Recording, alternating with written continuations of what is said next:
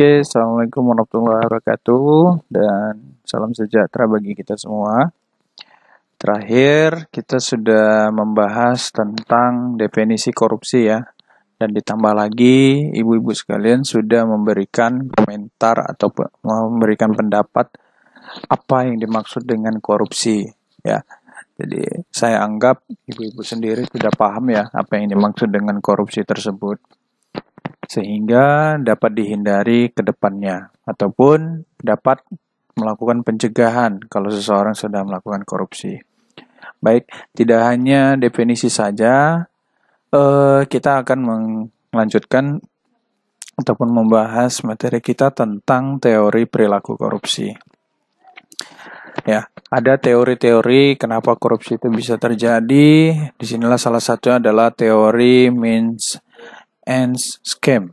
Menurut Robert Merton, menyatakan bahwa korupsi merupakan suatu perilaku manusia yang diakibatkan oleh tekanan sosial sehingga menyebabkan pelanggaran norma-norma. Ya, kita sudah tahu ya apa yang dimaksud gejala-gejala sosial. Contoh, mohon maaf, ya jangan sampai ini terjadi ada namanya kemiskinan, pengangguran, penyalahgunaan IT, sehingga norma-norma itu bisa dilanggar. Contoh, kita ambil, mungkin kita introspeksi juga ya. Ada tetangga kita yang mungkin tidak mampu, sudah tua, dia belum makan berhari-hari, sehingga dia mau mencuri buah-buahan yang ada di perkarangan rumah kita misalnya. Ya, sehingga dia melakukan norma itu. Jadi kok bisa? Kan kayak gitu. Apa hubungannya dengan korupsi kan gitu? Ya, secara tidak langsung kita ada kaitannya. Korupsi itu akan menghancurkan yang namanya kesejahteraan. Kesejahteraan siapa? Ya masyarakat. Seharusnya dia sudah mendapatkan bantuan mungkin dari pemerintah, tetapi tidak sampai bantuannya. Sehingga dia kelaparan dan mengharuskan untuk mencuri. Bekerja sudah tak mampu lagi ya. Jadi kita juga harus bisa memahami yang dimaksud dengan akibat tekanan sosial. Selanjutnya, di sini ada teori solidaritas sosial. Ini teori lain yang menjabarkan terjadinya korupsi adalah teori solidaritas oleh Emil Durkheim. Teori ini memandang bahwa watak manusia sebenarnya bersifat pasif dan dikendalikan oleh masyarakatnya. Contoh, kita memberikan contoh kepada tetangga-tetangga. Misal, ibu-ibu sekalian punya mobil baru, punya kereta baru, ya kan? Jadi, pasti akan ada timbul perasaan secara tidak langsung ataupun secara langsung.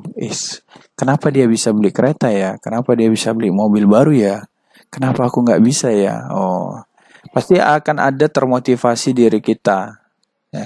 Sehingga masyarakat yang sudah melakukan itu, kita akan secara nggak langsung sedikit banyaknya akan mencoba untuk mencari cara untuk membeli kereta baru, mobil baru. Dengan cara apa? Yaitu tadi, dengan cara yang mungkin tidak semuanya hasil korupsi. Ya kan? Gimana dikatakan korupsi? Orang ibu-ibu sendiri, usaha sendiri, ya kan? Korupsinya pada saat mau apa ini? Kembali lagi kepada ibu-ibu sendiri lah yang bisa menjawab itu, ya. Oke, selanjutnya ada teori Ghosn Theory. Teori yang juga membahas mengenai perilaku dengan baik yang diajarkan oleh Jack Bologna. Ya. Di sini adalah terkait dengan faktor-faktor yang menyebabkan terjadinya kecurangan atau korupsi yang meliputi greed, keserakahan, opportunity, kesempatan, needs, kebutuhan, dan exposure, pengungkapan. Dari keempat kata tersebut, yang sering ataupun yang menjadikan alasan dasar adalah sebenarnya paling utama menjadikan korupsi yang bisa menjadi menghancurkan adalah keserakahan. Keserakahan ini memang salah satu sifat manusia yang gak akan pernah bisa hilang dari muka bumi ini. Sehingga ibu-ibu sekalian, silahkanlah untuk mengubah keserakahan ini menjadi suatu kesempatan. Kesempatan apa? Kesempatan untuk berbuat baik. Ya. Kalau tapi korupsi ini menjadi suatu kebutuhan, artinya kita sudah tidak bisa mengontrol diri lagi nih. Kenapa? Karena sudah ada misal gaji yang sudah didapat, tetapi tidak cukup. Alasannya dengan ini itu. Ya artinya itu tadi sudah menjadi kebutuhan. Nah, pengungkapan itu karena kita iri. Ya, karena kita iri sama seseorang, mungkin dia bisa mendapatkan lebih banyak, kita enggak, kan gitu. Ya. Jadi untuk hari ini kita akan membahas tentang teori saja.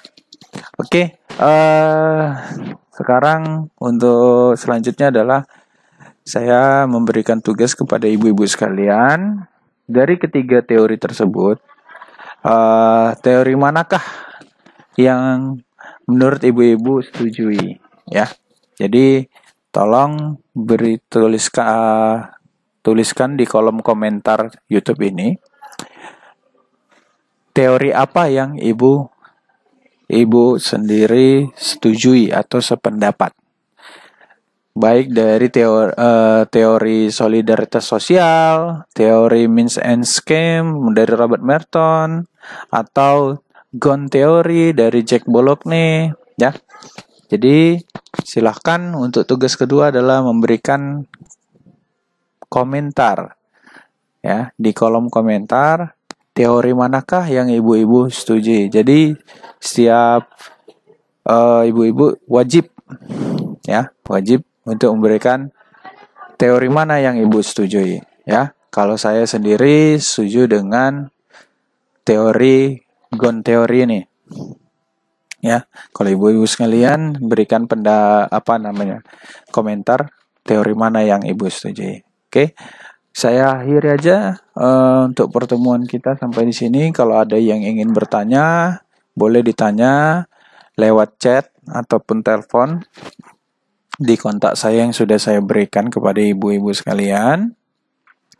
Ya, mohon bantuannya, jangan lupa subscribe, like, and share.